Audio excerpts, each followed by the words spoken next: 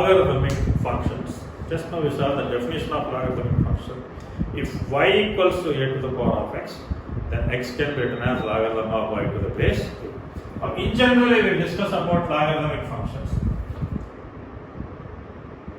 Let y equals to logarithm of x to the base. So here the conditions are a is not equals to 1, a is greater than 0, x also greater than 0. Because generally we take function as y equals to f of x, where f of x is log x to the base a. The basic principles required for logarithm to be defined is x should be positive and base cannot be equals to 1 and base should be greater than 0. Now let's assume here let a equals to some value, simple base arithmetic. Okay, that means I am following the condition a greater than 1. So now we give different values. If x is equals to 1, then y equals to, we get log 1 to the base 2. We know that logarithm of 1 to any base is always 0. This reason I will give you see 2 to the power of 0 equals to 1. Then definition of logarithm 0 equals to log 1 to the base 2. 3 to the power of 0 equals to 1. That implies 0 equals to log 1 to the base 3. Like that, a to the power of 0 equals to 1. 0 equals to log 1 to the base a. From exponential only, always logarithms will be defined. From all these examples, we can observe see logarithm of 1 to any base is always equals to 0. That's why when you give x equals to 1, y equals to log 1 to the base 2, that is equals to 0. When I give x equals to 2, then we will get y equals to logarithm of 2 to the base 2 equals to 1. And here one more concept. Logarithm of a number to the same base is always equals to 1. The reason is simple. 2 to the power of 1 equals to 2. That implies 1 equals to log 2 to the base 2. Like that 4 to the power of 1 equals to 4. That implies 1 equals to log 4 to the base 4. Like that a to the power of 1 equals to a.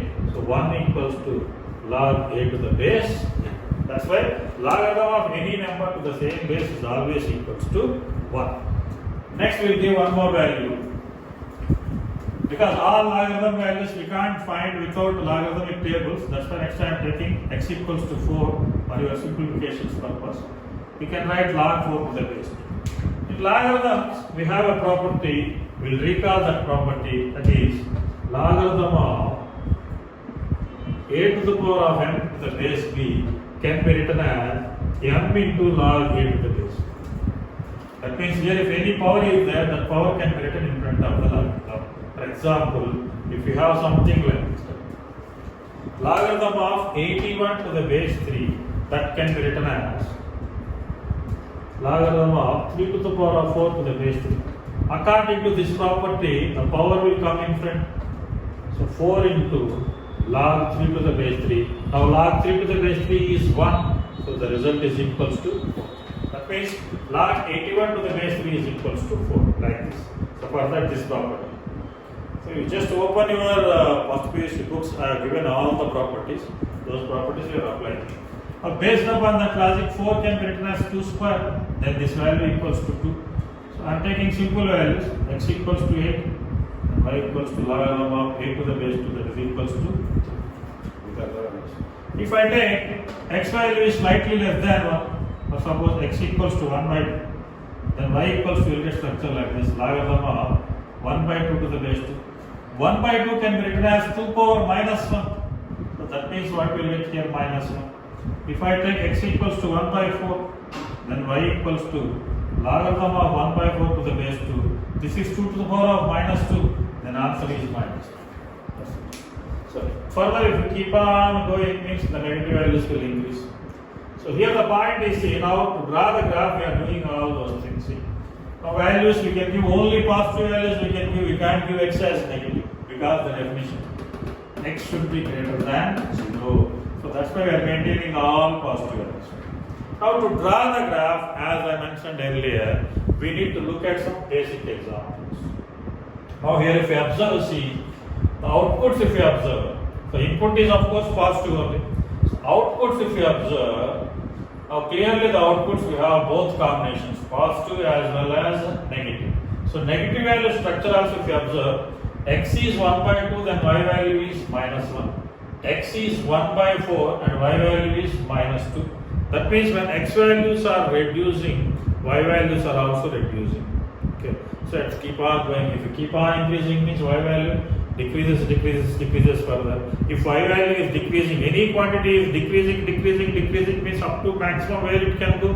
It can go up to minus infinity only. Y axis is coming negative. Minus 1, minus 2, minus 3, minus 4, minus 5 and so on. It goes up to minus infinity. So that's why when x value is very least, y value also becomes very least. That is x least up to where we can go up to 0 only. That is, if x approaches to 0, equal to 0 we can't take here because x should be greater than 0. If x approaches to 0, then logarithm of x to the base a approaches to 0. That is nothing but y approaches to 0. Now we will try to draw the graphs.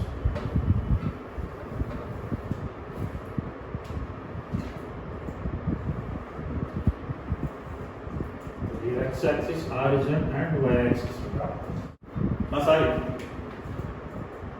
So log x to the base a approaches to minus infinity and y approaches to minus infinity. So because y is decreasing and goes up to minus infinity. Now inputs we can give only in this side. Only in this side, and y is positive and negative. Only in this side means it is very clear that the graph will get this area and this area. Only in these quadrants, first quadrant and the fourth quadrant.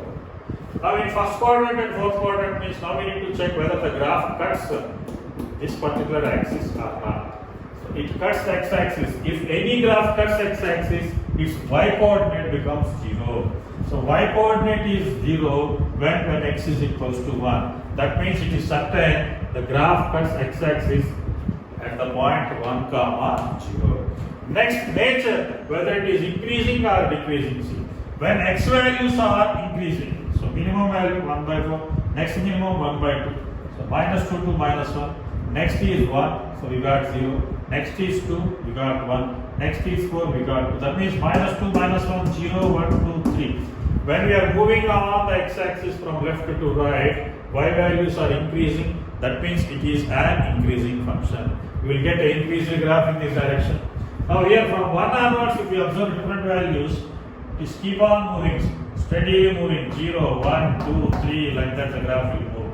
When negative values if we are taking, y value is decreasing and reaching up to minus infinity. So it is coming and going like this. This is the graph of y equals to 1. So to the base 2 I have taken. So if you follow the condition base 8, it may be the graph of base A also.